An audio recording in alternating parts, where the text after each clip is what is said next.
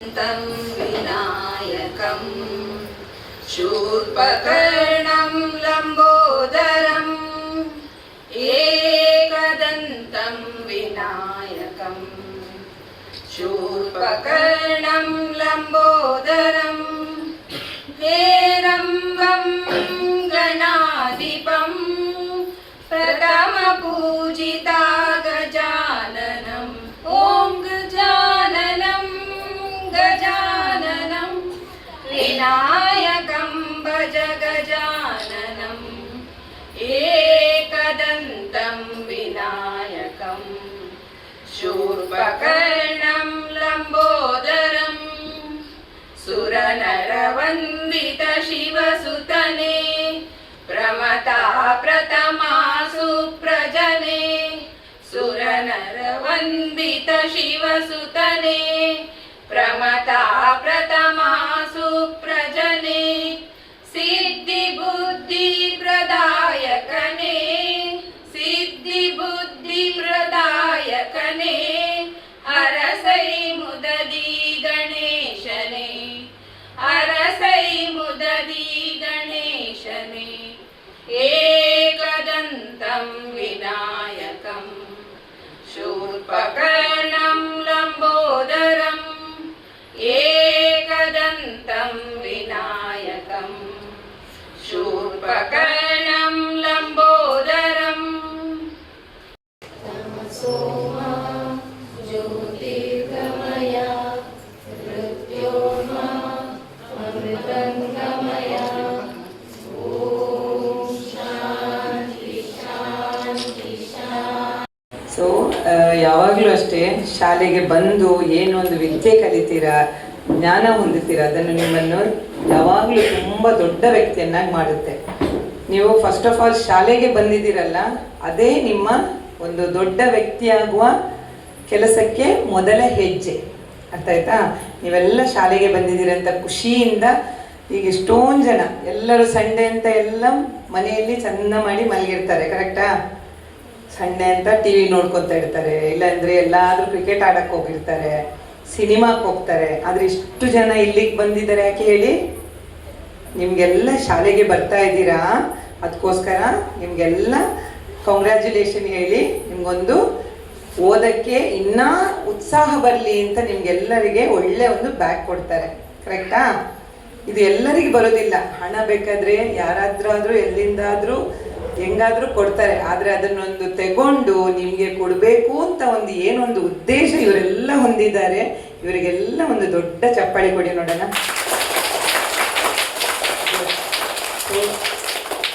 Club, Lions club, ಏನೇನೋ ಒಂದು club ಮಾಡಿಕೊಂಡು ಎಲ್ಲ ಜನರನ್ನು, ಊರ ಜನರನ್ನು ಒಟ್ಟು ಸೇರಿಸಿ ಏನಿಂತ ಒಂದು ಸಣ್ಣ ಸಣ್ಣ ಕಾರ್ಯಕ್ರಮ ಅಂತಾದರೂ ಅದಕ್ಕೊಂದು ಉದ್ದೇಶ ಏನಿದೆ, ಭಾರಿ ಸದುದ್ದೇಶವಾಗಿದೆ.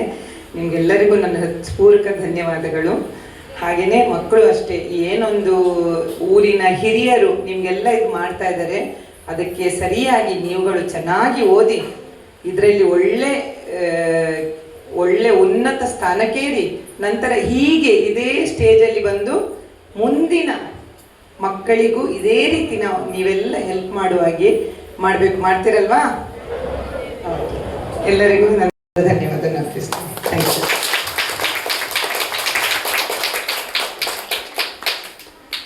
ಸಾಧ್ಯವಾಗಿರುವುದು ನಮ್ಮ ಸಂತೋಷ, ನಮ್ಮ ಹೆಮ್ಮೆಯ ವಿಷಯ ಆಗಿದೆ.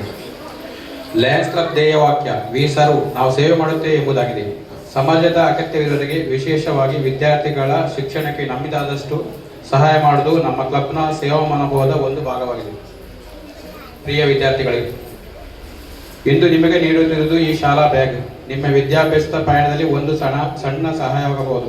ಆದರೆ ಇದರೊಳಗೆ ನೀವು ತುಂಬ ಪುಸ್ತಕಗಳ ಜೊತೆಗೆ ನಿಮ್ಮ ಕನಸುಗಳು, ಗುರಿಗಳು ಮತ್ತು ಉಜ್ವಲ ಭವಿಷ್ಯದ ಆಶಯಗಳನ್ನು ತುಂಬಿಕೊಳ್ಳಿ. ಚೆನ್ನಾಗಿ ಓದಿ ಉತ್ತಮ ವ್ಯಕ್ತಿತ್ವ ಬೆಳೆಸಿಕೊಂಡು ನಿಮ್ಮ ಪೋಷಕರು, ಶಿಕ್ಷಕರು ಹಾಗೂ ಸಮಾಜಕ್ಕೆ ಹೆಮ್ಮೆ ತರುವಂಥ ನಾಗರಿಕರಾಗಿ ಬೆಳೆಯಿರಿ. ಈ ಸಂದರ್ಭದಲ್ಲಿ ಈ ಉತ್ತಮ ಕಾರ್ಯಕ್ರಮ ಮತ್ತು ಅರ್ಥಪೂರ್ಣ ಕಾರ್ಯಕ್ರಮವನ್ನು ಆಯೋಜಿಸಿರುವ ಸುಬ್ರಹ್ಮಣ್ಯ ಮಹಾಗಣಪತಿ ಸ್ಪೋರ್ಟ್ಸ್ ಕ್ಲಬ್ ಅವರಿಗೆ ವಿಶೇಷವಾಗಿ ನನ್ನ ಹೃತ್ಪೂರ್ವಕ ಧನ್ಯವಾದಗಳನ್ನು ಸಲ್ಲಿಸುತ್ತಿದ್ದೇನೆ. ವಿದ್ಯಾರ್ಥಿಗಳಿಗಾಗಿ ಇಂತಹ ಸೇವಾ ಕಾರ್ಯಕ್ರಮವನ್ನು ಆಯೋಜಿಸುವುದು ನಿಜಕ್ಕೂ ಶ್ಲಾಘನೀಯ ಕಾರ್ಯ. ವಿತರಿಸುವಂತಹ ಅರ್ಥಪೂರ್ಣ ಸೇವಾ ಕಾರ್ಯಕ್ರಮವನ್ನು ಆಯೋಜಿಸಿರುವುದು ನಿಜಕ್ಕೂ ಶ್ಲಾಘನೀಯ. ಚೆನ್ನಾಗಿ ಓದಿ ಉತ್ತಮ ಕನಸುಗಳನ್ನು ಕಾಣಿರಿ. ನಿಮ್ಮ ತಂದೆ ತಾಯಿ ಮತ್ತು ಶಿಕ್ಷಕರಿಗೆ ಹೆಮ್ಮೆ ತರುವಂತಹ ವ್ಯಕ್ತಿಗಳಾಗಿ ಮುಂದೆ ನೀವು ಬೆಳೆದಾಗ ನಿಮ್ಮಿಂದಲೂ ಸಮಾಜಕ್ಕೆ ಸಾಧ್ಯವಾದಷ್ಟು ಸೇವೆ ಮಾಡುವ ಮನೋಭಾವ ಬೆಳೆಸಿಕೊಳ್ಳಿ. ಶುಭವಾಗಲಿ ಎಂದು ಆಶಿಸುತ್ತೇನೆ.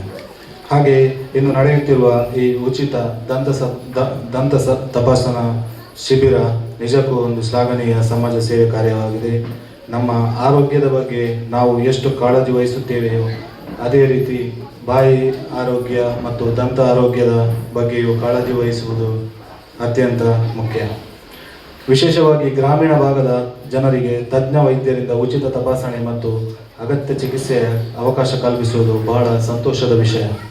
ಇಂತಹ ಅರ್ಥಪೂರ್ಣ ಕಾರ್ಯಕ್ರಮವನ್ನು ಆಯೋಜಿಸಿರುವ ಮುಲ್ಕಿ ಲಯನ್ಸ್ ಕ್ಲಬ್ ಹಾಗೂ ಸುಬ್ರಹ್ಮಣ್ಯ ತೋಗೂರು ಸ್ಪೋರ್ಟ್ಸ್ ಕ್ಲಬ್ನ ಎಲ್ಲ ಸದಸ್ಯರಿಗೂ ಹೃತ್ಪೂರ್ವಕ ಅಭಿನಂದನೆಗಳನ್ನು ಸಲ್ಲಿಸ್ತೇನೆ. ಹೇಳಿದ್ರೆ ನಮ್ಮ ಒಂದು ಮನವಿಗೆ ಹೋಗೊಟ್ಟು ಸ್ಪೋರ್ಟ್ಸ್ ಕ್ಲಬ್ನವರು ಇಷ್ಟೊಂದು ಒಳ್ಳೆಯ ಒಂದು ಕಾರ್ಯವನ್ನು ಮಾಡಿದ್ದಾರೆ. ಅವರಿಗೆ ಪ್ರಥಮವಾಗಿ ನನ್ನ ಧನ್ಯವಾದಗಳನ್ನು ಅರ್ಪಿಸ್ತಾ ಇದ್ದೇನೆ. ಅದರ ಜೊತೆಗೆ ನನ್ನದೊಂದು ಎರಡೇ ಶಬ್ದಗಳು. ಈ ಶಾಲೆ ಓರ್ವ ಸ್ವಾತಂತ್ರ್ಯ ಹೋರಾಟಗಾರರು ಮಾಜಿ ಶಾಸಕರಿಂದ ನಿರ್ಮಿಸಲ್ಪಟ್ಟ ಶಾಲೆ. ಇದು ಒಂದು ಸಮಸ್ಯೆಯಲ್ಲಿ ಇದನ್ನು ನಿಲ್ಲಿಸಬೇಕಂತ ಹೇಳಿದರು. ಏನೋ ನಾವೆಲ್ಲ ಸೇರಿ ಇದನ್ನು ಮುಂದುವರಿಸ್ತಾ ಇದ್ದೇವೆ. ಈಗ 3 ವರ್ಷ ಆಯಿತು. ನಮ್ಮ ಶಾಲೆಯಲ್ಲಿ ಸಾಧಾರಣ 53 ಮಕ್ಕಳು ಶಿಕ್ಷಣವನ್ನು ಕಳೀತಾ ಇದ್ದಾರೆ. ಅದಕ್ಕಾಗಿ ನಾನು ಹೇಳ ಬಯಸೋದಿಷ್ಟೇ, ನಾವು ಸ್ವಾತಂತ್ರ್ಯ ಹೋರಾಟದ ಒಂದು ದೊಡ್ಡ ದೇಶಕ್ಕಾಗಿ ಹೋರಾಟ ಮಾಡಿದವರನ್ನು ನೆನಪಿಸ್ಕೊಳ್ತೇವೆ. ಆದರೆ ನಮ್ಮಲ್ಲೇ ಇದು ಹಿತ್ತಲ ಗಿಡ ಮದ್ದಲ್ಲ ಎನ್ನುವ ಹಾಗೆ ನಮ್ಮ ಒಂದು ಸಂಜೀವನಾಥ ಐಕಾಡನ್ನು ಯಾರೂ ಸ್ಮರಿಸಿಕೊಳ್ಳುವುದಿಲ್ಲ. ನಮ್ಮದೇನೋ ಒಂದು ಭಾಗ್ಯ. ಯಾಕಂತ ಹೇಳಿದರೆ ನಾನು ಈ ಶಾಲೆಯಲ್ಲಿ 1ರಿಂದ 7ನೇ ತರಗತಿ ಕಲಿತು ರಾಜಕೀಯದಲ್ಲಿ ಪ್ರಥಮವಾಗಿ 95ನೇ ಇಸವಿಯಲ್ಲಿ 2 ಜಿಲ್ಲೆಗೆ ಅಧ್ಯಕ್ಷರಾಗಿ ನೇಮಕಗೊಂಡು ಇದೇ ಸಭಾಂಗಣದಲ್ಲಿ ಅವರು ನನ್ನನ್ನು ಸನ್ಮಾನಿಸಿದರು. ಆದರೆ ಏನೋ ನನಗೊಂದು ಭಾಗ್ಯ ಇತ್ತು. ಅವರ ಒಂದು ಹಿರಿತನವನ್ನು ಸ್ಮರಿಸಿಕೊಂಡು ನಾವು ಈ ಒಂದು ಶಾಲೆಯನ್ನು ಮುಂದುವರಿಸಿಕೊಂಡು ಹೋಗ್ತಾ ಇದ್ದೇವೆ. ಅದೇ ರೀತಿ ಇನ್ನು ಮುಂದೆ ಕೂಡ ಈ ನಮ್ಮ ಸ್ಪೋರ್ಟ್ಸ್ ಕ್ಲಬ್ನವರು, ಅದೇ ನಮಗೆ ಮೊನ್ನೆ ಯುವಕ ಮಂಡಲ ತೋಗೂರಿನವರು ಒಂದು 20 ಮಕ್ಕಳಿಗೆ ಯೂನಿಫಾರ್ಮನ್ನು ಕೊಟ್ಟಿದ್ದರು. ನಮ್ಮಲ್ಲಿ ಇಷ್ಟೇ ನಾನು ಕೇಳಬಯಸಿದೆ ಅಂತ ಹೇಳಿದ್ರೆ, ಈಗ ನಾವು ಒಂದೇ ಮೊದಲು ನಾವು ಯಾವುದಕ್ಕೆಲ್ಲ ಹೋರಾಟ ಮಾಡಿದ್ದೇವೋ ಆದರೆ ಅದೆಲ್ಲ ಈಗ ನಮಗೆ ಬೇಡ. ನಾವು ಹೋರಾಟ ಮಾಡಬೇಕಾದದ್ದು ಯಾಕಂತ ಹೇಳಿದ್ರೆ ಕನ್ನಡ ಮಾಧ್ಯಮವನ್ನು ಉಳಿಸಬೇಕು. ಸರ್ಕಾರ ಇದರ ಕಡೆ ಗಮನ ಕೊಡುವುದಿಲ್ಲ. ಯಾಕಂತ ಹೇಳಿದ್ರೆ ಎಲ್ಲ ಸರ್ಕಾರಿ ಶಾಲೆಗಳು ಮುಚ್ತಾ ಬರ್ತಾ ಇದೆ. ಅದಕ್ಕಾಗಿ ನನ್ನ ಒಂದೇ ಕಳಕಳಿಯ ವಿನಂತಿ, ಎಲ್ಲ ಹೆತ್ತವರು 1ರಿಂದ 7ನೇ ಕ್ಲಾಸಿನವರೆಗೆ ದಯವಿಟ್ಟು ಕನ್ನಡ ಮಾಧ್ಯಮಕ್ಕೆ ಕಳಿಸಿಕೊಡಿ. ಮತ್ತೊಂದು ವಿಶೇಷ ಏನಂತ ಹೇಳಿದ್ರೆ, ಈ ಶಾಲೆಯಲ್ಲಿ ಕಲಿತವರೇ ನಮ್ಮ ಪೇಜಾವರ ಮಠದ ಸ್ವಾಮೀಜಿಗಳು. ಅವರ ಒಂದು ಸಹಾಯದಿಂದ ಕೂಡ ಇದು ಮುಂದುವರಿತಾ ಇದೆ. ಕನ್ನಡ ಮಾಧ್ಯಮದಲ್ಲಿ ಕಲಿತ ಮಕ್ಕಳು ಎಷ್ಟು ಉನ್ನತ ಸ್ಥಾನವನ್ನು ಏರ್ಬೋದು ಅಂತ ಹೇಳೋದಕ್ಕೆ ಒಬ್ಬರು ಪೇಜಾವರ ಮಠ ಸ್ವಾಮೀಜಿಯವರಿದ್ದಾರೆ, ನನ್ನಂಥೊಬ್ಬರು ರಾಜಕೀಯದವರಿದ್ದಾರೆ. ಅದರಲ್ಲಿ ಒಬ್ಬರು ನಮ್ಮ ಮುಸ್ಲಿಂ ಮಹಿಳೆ ಬೆಂಗಳೂರಲ್ಲಿ ಜಡ್ಜ್ ಆಗಿದ್ದರು, ಈಗ ಮಡಿಕೇರಿಯಲ್ಲಿದ್ದಾರೆ. ಹಾಗೆ ಹಲವು ಉನ್ನತ ಹುದ್ದೆಗಳನ್ನು ಪಡೆದಿದ್ದಾರೆ. ಸಚಿವಾಲಯ, ಮೇರಾ ಯುವ ಭಾರತ್ ಮೈ ಭಾರತ್ ದಕ್ಷಿಣ ಕನ್ನಡ ಜಿಲ್ಲೆ, ಯುವ ಸಬಲೀಕರಣ ಮತ್ತು ಕ್ರೀಡಾ ಇಲಾಖೆ ದಕ್ಷಿಣ ಕನ್ನಡ ಜಿಲ್ಲೆ, ತಾಲೂಕು ಮತ್ತು ಜಿಲ್ಲಾ ಯುವಜನ ಒಕ್ಕೂಟ ದಕ್ಷಿಣ ಕನ್ನಡ ಜಿಲ್ಲೆ ಇವರುಗಳ ಮಾರ್ಗದರ್ಶನದಲ್ಲಿ ಲಯನ್ಸ್ ಕ್ಲಬ್ ಮುಲ್ಕಿ ಮತ್ತು ಲಿಯೋ ಕ್ಲಬ್ ಮುಲ್ಕಿ ಹಾಗೂ ಜಿಲ್ಲಾ, ರಾಜ್ಯ ಹಾಗೂ ದಕ್ಷಿಣ ಕನ್ನಡ ಜಿಲ್ಲಾ ರಾಜ್ಯೋತ್ಸವ ಪ್ರಶಸ್ತಿ ಪುರಸ್ಕೃತ ಶ್ರೀ ಸುಬ್ರಹ್ಮಣ್ಯ ಗಣಪತಿ ಸ್ಪೋರ್ಟ್ಸ್ ಕ್ಲಬ್ ತೋಗೂರು ಹಳೆಂಗಡಿ ಇವರ ಸಂಯುಕ್ತ ಈ ಕಾರ್ಯಕ್ರಮವನ್ನು ನಾವು ಸಂಭ್ರಮದಿಂದ ನಾವೆಲ್ಲರೂ ಆಚರಿಸುತ್ತೇವೆ ಮತ್ತೆ ಅದರಲ್ಲಿ ಪಾಲ್ಗೊಳ್ಳುತ್ತೇವೆ ಸರ್. ಈ ಕಾರ್ಯಕ್ರಮವು ಸುಗಮವಾಗಿ ನಡೆಯಬೇಕು.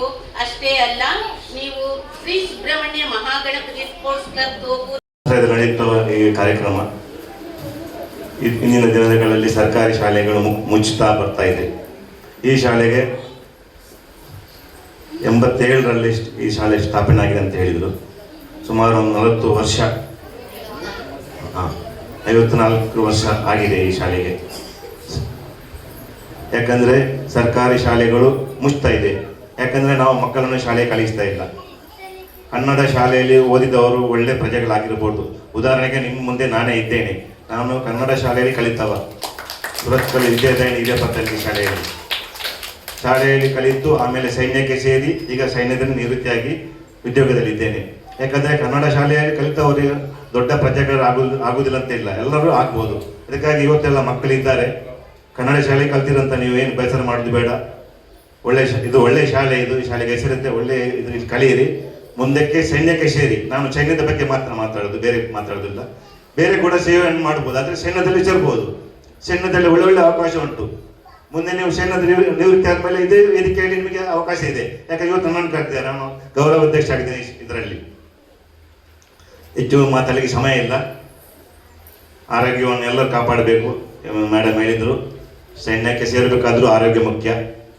ಯಾಕಂದರೆ ಫಿಸಿಕಲ್ ಫಿಟ್ನೆಸ್ ಎಲ್ಲ ಬೇಕು, ಆರೋಗ್ಯ, ಓಟ ಎಲ್ಲ ಬೇಕು. ಹಲ್ಲುಗಳು ಚೆನ್ನಾಗಿರಬೇಕು.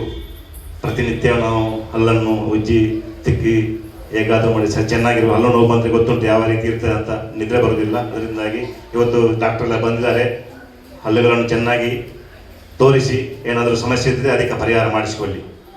ಈ ಒಂದು ಜಂಟಿ ಆಶ್ರಯದಲ್ಲಿ ನಡೆಯುವಂಥ ಕಾರ್ಯಕ್ರಮ ಇನ್ನು ಮುಂದೆ ಕೂಡ ಲಯನ್ಸ್ ಕ್ಲಬ್ ಮುಲ್ಕಿ ಇದರ ಸಹಯೋಗದಿಂದ ನಮ್ಮ ಸುಬ್ರಹ್ಮಣ್ಯ ಮಹಾಗಣಪತಿ ಸ್ಪೋರ್ಟ್ಸ್ ಕ್ಲಬ್ ಒಳ್ಳೆಯ ಕೆಲಸಗಳು ಮಾಡ್ತಾ ಇದೆ. ಮುಂದೆ ಕೂಡ ಒಳ್ಳೊಳ್ಳೆ ಕೆಲಸಗಳನ್ನು ಮಾಡ್ತಿರಬೇಕು. ಸಮಾಜಪರ ಕೆಲಸಗಳನ್ನು ಮಾಡಬೇಕು. ಈ ಸರ್ಕಾರಿ ಶಾಲೆಗಳು ಮುಚ್ಚುವ ಪರಿಸ್ಥಿತಿಯಲ್ಲಿ ಇಂಥ ನಮ್ಮ ಸಂಘ ಸಂಸ್ಥೆಗಳು ಬಂದು ಇಂಥ ಉಚಿತ ಮಕ್ಕಳಿಗೆ ಬ್ಯಾಗ್ ವಿತರಣೆ, ಇನ್ನು ಹಲವಾರು ಸವಲತ್ತುಗಳನ್ನು ವಿತರಿಸುವಂಥ ಕಾರ್ಯಕ್ರಮವನ್ನು ಮುಂದೆ ಕೂಡ ಒಳ್ಳೆಯ ರೀತಿ ನಡೀತಾ ಇರಲಿ ಅಂತ